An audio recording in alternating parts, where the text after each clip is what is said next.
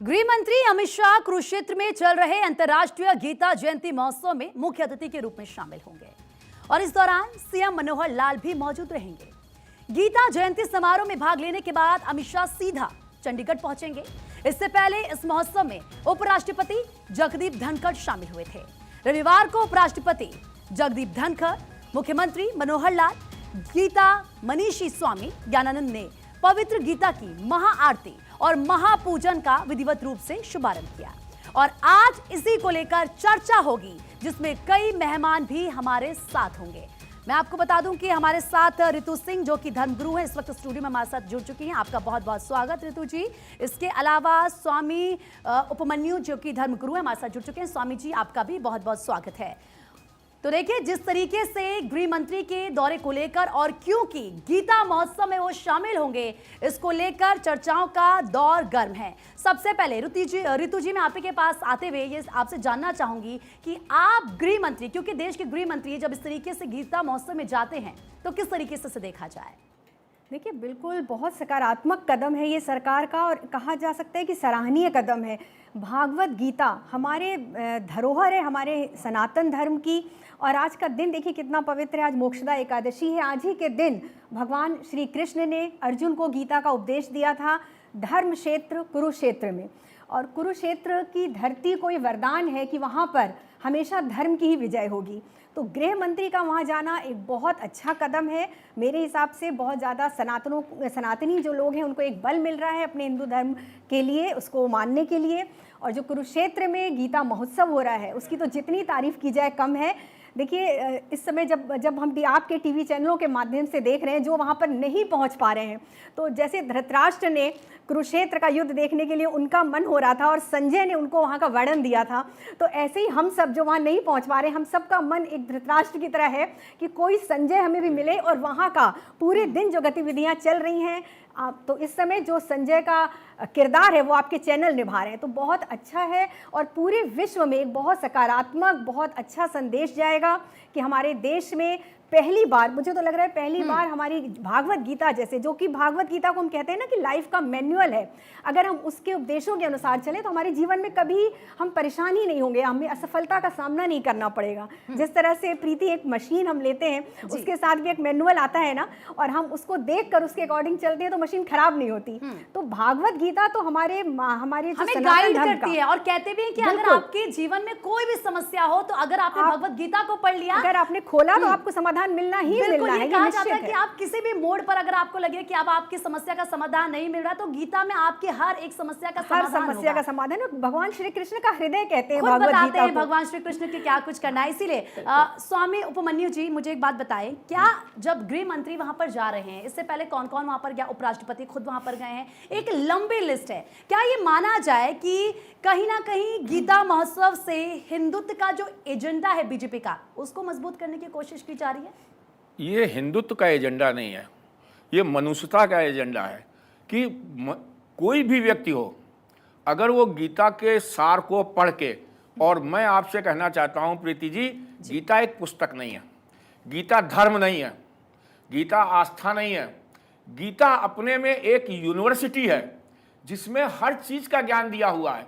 बच्चे से पैदा होने से लेकर और मरने तक, और मरने के बाद कहाँ जाएगा, उन सबका ज्ञान दिया हुआ है। गीता अपने में एक यूनिवर्सिटी है जिसमें मैथ भी है, साइंस भी है, ज्ञान भी है, विज्ञान भी है, और मनुष्य कैसे चल के इस लोक में और परलोक में, जो कि हम लोग मानते हैं, हमारी सनातन संस्कृति मानती है कि, मानते मुस्लिम भी हैं, वो भी कहते हैं हम जन्नत जाएंगे, वो परलोक को जन्नत कहते हैं, मानते हैं, लेकिन ना जानते हैं और ना समझने की कोशिश करते हैं कि क्या चीज़ है। उनके लिए जन्नत है, हमारे लिए परलोक है, हमारे लिए स्वर्ग है। तो एक गीता जो है धर्म के, उससे मत देखिए, कर्म के बारे में जितना गीता में दिया हुआ है, मैं समझता हूँ विश्व में कोई ऐसी किताब नहीं है जिसने कर्म को प्रधानता दे के, उन्होंने गीता में ही लिखा हुआ कर्मण्येवाधिकारः, हमने ज्ञान दे दिया तुमको, हर विषय का ज्ञान दे दिया। कृष्ण जी कहते हैं, अर्जुन मैंने तुमको सारे विषय का, जो जो जिज्ञासु थे, जो जो तुमने पूछा, सबका ज्ञान दे दिया, लेकिन अब तुम्हारे ऊपर है, मेरे ऊपर नहीं, कि तू अच्छा कर तो अच्छा मिलेगा, बुरा कर तो बुरा मिलेगा। लेकिन स्वामी जी, छोड़ रखा है ये नहीं कहा कि हम करेंगे, ये कहीं नहीं कहा कि आपके कर्मों का फल मिलेगा आपको। आप सबसे जो बड़ी बात। कर्म करेंगे उसी का फल मिलेगा। और हमने देखा है, क्योंकि महाभारत को हर किसी ने देखा और उसमें एक एक चीज बताई गई है कि किस तरीके से भगवान श्री कृष्ण खुद निर्देश देते हैं कि आप ये करना सही है, या वो गाइड करते हैं। लेकिन स्वामी जी, मैं एक बात जानना चाहूंगी, आपने कहा कि गीता तो खुद में एक यूनिवर्सिटी है, राइट, एक पूरी विश्वविद्यालय है ये पूरा। लेकिन क्या आपको लगता है, क्योंकि कुछ ऐसे लोग हैं जो सवाल खड़े करते हैं और वो सवाल खड़े करते आए हैं, जब गृह मंत्री अमित शाह कुरुक्षेत्र जाएंगे तो क्या वो ये लोग ये नहीं कहेंगे कि 2024 चुनाव बेहद करीब है और इसीलिए एक हिंदुत्व का एजेंडा सेट करने के लिए बीजेपी ये कर रही है? प्रीति जी, आपके पास ज्ञान आपका है, हमारे पास ज्ञान आपका है, आपके सोचने के ढंग आपकी है, हमारी सोचने, लेकिन कुछ लोग केवल मतलब जो ब्लाइंड नहीं है, वो ब्लाइंड माइंडेड है कि उनको केवल अपने एजेंडे से मतलब है, अपनी कुर्सी से मतलब है कि हमको बोलना है दूसरे के अगेंस्ट। ये ठीक नहीं है। उनको एनालिसिस करना चाहिए, प्यार से समझना चाहिए कि गीता है क्या। गीता में एक ऐसी चीज है कि जो किसी भी जात पात के लिए नहीं है, मनुष्य के कर्मों पे आधारित है और हर विषय पे है, चाहे वो विज्ञान हो, चाहे वो धनुष हो, गांडीव हो, और चाहे वो किसी को मृत्यु सज्जा में बैठा हुआ उसको कंधा देना हो। गीता एक अपने में पूर्ण यूनिवर्सिटी है, लेकिन धार्मिक नहीं है। लेकिन ऋतु जी, आपको लगता है कि ऐसा विपक्ष सोचेगा? क्योंकि इस सवाल में आपसे इसीलिए पूछ रही हूँ क्योंकि जैसे मैंने स्वामी जी से भी कहा कि सवाल उठाए जाते हैं और उठाए जाना लाजमी है विपक्ष की तरफ से। तो आपको नहीं लगता कि 2024 चुनाव क्योंकि बेहद करीब है और इसीलिए विपक्ष इस दौरे को चुनावी चश्मे से देखेगा? प्रीति जी, एक बात मैं कहूँ, एक मिनट इनके, ठीक है कोई बात नहीं, आप बोलिए। हाँ, मैं एक बात कहूँ, ये उनकी माइंड की बात है, वो अपने माइंड को ब्लाइंड रख के करेंगे, केवल एक तरफा करेंगे तो कह सकते हैं, उनको कोई बंद नहीं कर सकता। हाँ, आप बताइए। बिल्कुल, देखिए प्रीति, हमारा प्रजातंत्र है और विपक्ष अपना रोल ही निभा रहा है। विपक्ष का कार्य ही है सरकार की कार्यों की समालोचना करना, आलोचना करना नहीं। लेकिन यहाँ पर वो आलोचक बन गए। और देखिए, कहा भी है कबीर जी ने कि निंदक नीरे राखिए आंगन कुटी छवाए। तो निंदक तो हमें आगे बढ़ने की प्रेरणा देते हैं। जितना विपक्ष नहीं, विरोधी बन गए, जितना वो विरोध कर रहे हैं हमारी सरकार को, मोदी जी को, उतना ही बल मिल रहा है। तो कभी कभी आलोचक ना हमारी सफलता में बड़ा अहम योगदान निभाते हैं। यहाँ पर विपक्ष की भूमिका ये हो गई कि वो बिना जाने समझे, देखिए जहाँ देश की बात हो रही है, धर्म को आगे बढ़ाने की बात हो रही है, भागवत गीता और श्री कृष्ण, कोई मोदी जी या बीजेपी के तो नहीं है, ठीक है ना।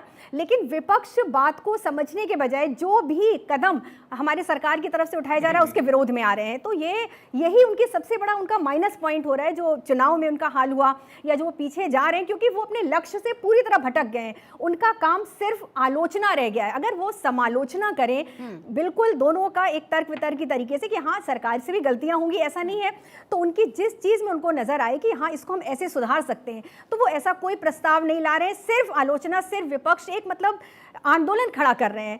तो यहाँ पर वो बड़ा अच्छा रोल कर रहे हैं एक तरह से देखा जाए तो। उससे हमारी सरकार को या हमारे अच्छे कार्य करने को और मजबूती, एक गति मिल रही है और बहुत अच्छी गति। जैसे अभी इतने सांसद निलंबित हुए, तो देखिए ऐसा कुछ नहीं हुआ, वो कर रहे हैं, आंदोलन कर रहे हैं। इतिहास में पहली बार हुआ, तो बहुत कुछ इतिहास में पहली बार ही होता है ना, तो बिना कारण के नहीं किया गया।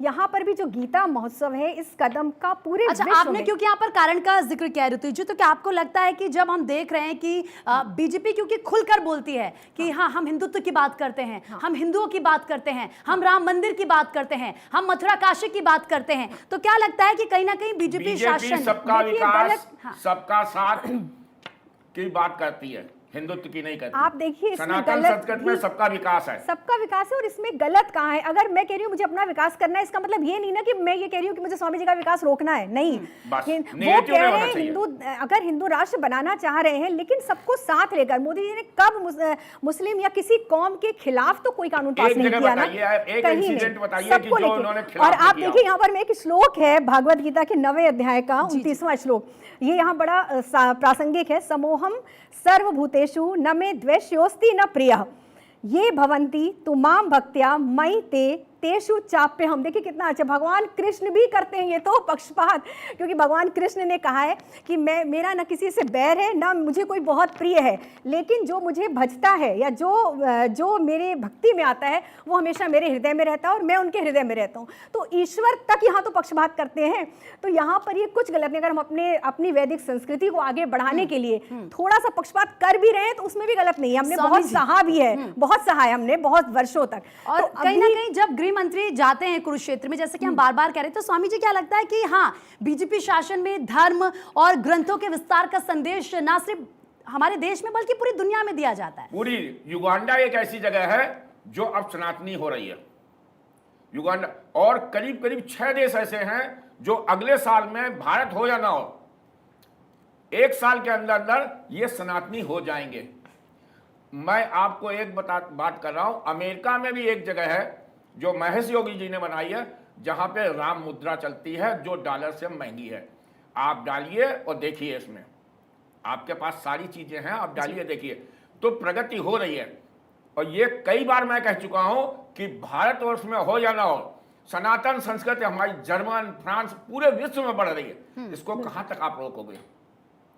जी, तो लेकिन जिस तरीके से हम जब गीता का जिक्र करते हैं, हम बात करते हैं कि गीता, आपकी ही शब्दों का अगर मैं बात करूं, आपने कहा कि अपने आप में पूरी यूनिवर्सिटी है, तो क्या लगता है कि जब बीजेपी ये कहती है, हमने कुछ नेताओं को सुना है, ऋतु जी, ये कहते हुए कि गीता को स्कूलों में पढ़ाया जाना है, बिल्कुल, क्या आपको लगता है कि ऐसा होना चाहिए? हाँ, इससे जो बच्चे हैं वो देश का भविष्य है। गीता को हम धर्म से जोड़ ही क्यों रहे हैं प्रीति? एक्चुअली क्या है, गीता के जो उपदेश हैं, जो श्लोक है, अगर गहन अध्ययन किसी ने किया है तो वो एक मानव जीवन की परिपाटी है। आप समझिए ना उसको, अगर स्कूलों में ऐसा नहीं कि केवल हिंदू ही बच्चे पढ़ेंगे, जो भी पढ़ेंगे तो उनके जो संदेश है वो किसी एक धर्म के लिए नहीं है, वो पूरे प्राणी जगत के लिए, पूरे प्राणी मात्र के लिए। स्कूलों में जिस दिन पढ़ाना शुरू हो जाएगा ना, आप देखिएगा हमारे देश में जो समस्याएं हैं ना, वो कितनी कम हो जाएंगी। ये आतंकवाद और तरह तरह की चीजें सब कुछ कम होंगी, क्योंकि एक जब नैतिक शिक्षा बच्चों की स्ट्रांग होती है ना, क्योंकि धर्म देखिए एक जीवन जीने की परिपाटी है। धर्म किसी उससे नहीं बना हुआ है कि हम हिंदू धर्म, मुसलमान, ऐसा कुछ नहीं है। धर्म क्या है? एक संस्कार है जो कि बचपन से लेकिन कभी-कभी तो हम देखते हैं ऋतु जी की कुछ महिलाएं, हमने पहले देखा कि कोई गीता अगर पढ़ रही है मुस्लिम महिलाएं, तो फतवे जारी कर दिए जाते हैं उनके खिलाफ। ये उनकी अपनी समस्या है, ये उनकी समस्या है। हमारे हिंदू धर्म में अगर हम कुरान बच्चे पढ़ रहे हैं तो हम तो कभी नहीं ऐसा करते। हम तो कहते हैं कि और शिक्षा लेनी चाहिए बच्चों को, सारे धर्म का ज्ञान होना चाहिए, उनको कुरान भी पढ़ना चाहिए, गुरु ग्रंथ साहब भी पढ़ना चाहिए, क्योंकि उनको पता तो हो कि सारे धर्म में एक ही चीज, अगर वो पढ़ लेंगे तो कभी लड़ाई होगी ही नहीं, क्योंकि हर धर्म में एक ही चीज बताई गई है। किसी धर्म, मुझे लगता है खासतौर में गीता पे, और जब हम हिंदू धर्म की बात करते हैं तो कहीं पर भी हिंसा और इस तरह का कोई जिक्र नहीं है, बल्कि यही कहा जाता है कि प्यार से रहिए, एक साथ रहिए, वासुदेव कुटुंबकम, जो खुद प्रधानमंत्री और कहा जाता है कि हिंसा करोगे तो ये होगा, उसका गलत प्रभाव बताया जाता है। कर्म को प्रमुखता दी गई है। अगर धर्म की रक्षा के लिए आप हिंसा भी कर रहे हो तो वो गलत नहीं है, ये बताया गया है भगवत गीता में। अर्जुन को क्या उपदेश दिया कृष्ण ने कि उठो पार्थ, युद्ध करो। युद्ध वहां पर क्योंकि प्रासंगिक था, जरूरी था, अधर्म का नाश करना था। तो हमारे धर्म में ये नहीं कहा गया कि हाथ पे हाथ रख के बैठ जाओ और सहते रहो, ऐसा नहीं है। गीता का उपदेश है आपका कर्म, जो भी आपके लिए जरूरी है, सच्चाई है, तो वहां पे कर्म को ही पूरी तरह से प्रमुखता दी गई है। कर्म ही प्रमुखता है। और स्वामी जी, मैं आपसे फटाफट से एक चीज समझना चाहूंगी, क्या आपको लगता है कि पूर्व से पश्चिम तक अब जो सनातन का झंडा है वो बुलंद हो रहा है? बुलंद हो रहा है और अब उसकी गति बहुत आगे है। एक बात कहना चाहता हूं, हमारे ओवैसी और ये सब जो बात कहते हैं कि मोदी और योगी, आपकी बात का उत्तर है अलग, हम सब्जेक्ट नहीं बदल रहे हैं। मोदी और योगी नहीं रहेंगे तो तुम लोगों का क्या होगा, ये बात इन्होंने हर प्रेस में, हर उसमें कही है, ठीक है, पब्लिक डिबेट में कही है। मैं उनसे ओबीसी जी से कहना चाहता हूं कि इतनी अलग जग गई है कि मोदी और योगी के कारण ही आप लोग सुरक्षित हैं, बिल्कुल, क्योंकि उनमें सभ्यता है। और जिस दिन मोदी योगी नहीं होंगे तो आपके क्षेत्र में इतनी हिंदुत्व बढ़ गया है और पूरे विश्व में इतना हिंदुत्व बढ़ गया है कि आपको रहना मुश्किल हो जाएगा। योगी और उनका आप दुआ करिए कि उनकी वजह से, क्योंकि उनमें मनुष्यता है। और अगर जिस दिन वो नहीं रहे, उस दिन एक छोटा 15 साल का जो हिंदू है वो आपके लिए क्या और कर देगा स्वामी जी वो आप हमें जानते दिखता है होंगे। कि किस तरीके से जब हम हिंदुत्व की बात करते हैं, ऋतु जी, जब हम हिंदुत्व की बात करते हैं, और अब तो ऐसा नहीं है कि सिर्फ हिंदुस्तान में बल्कि पूरे विश्व में हम देख रहे हैं कि गीता पढ़ी जा रही है, उसका महत्व क्या है ये बताया जा रहा है। फिलहाल आप दोनों का बहुत बहुत शुक्रिया हमारे साथ जुड़ने के लिए। लेकिन इसी के साथ गृह मंत्री क्योंकि कुरुक्षेत्र जाएंगे और इसको लेकर भी अब सियासत जरूर गर्म होगी। 2024 इलेक्शन बेहद करीब है और चुनाव से पहले गृह मंत्री हो, प्रधानमंत्री हो या भी पार्टी के जो दिग्गज नेता हों, उनके हर एक दौरे को चुनावी चश्मे से ही देखा जाएगा। इसी के साथ वक्त एक छोटे से ब्रेक का है, फौरन लौटूं, बने रहिए हमारे साथ।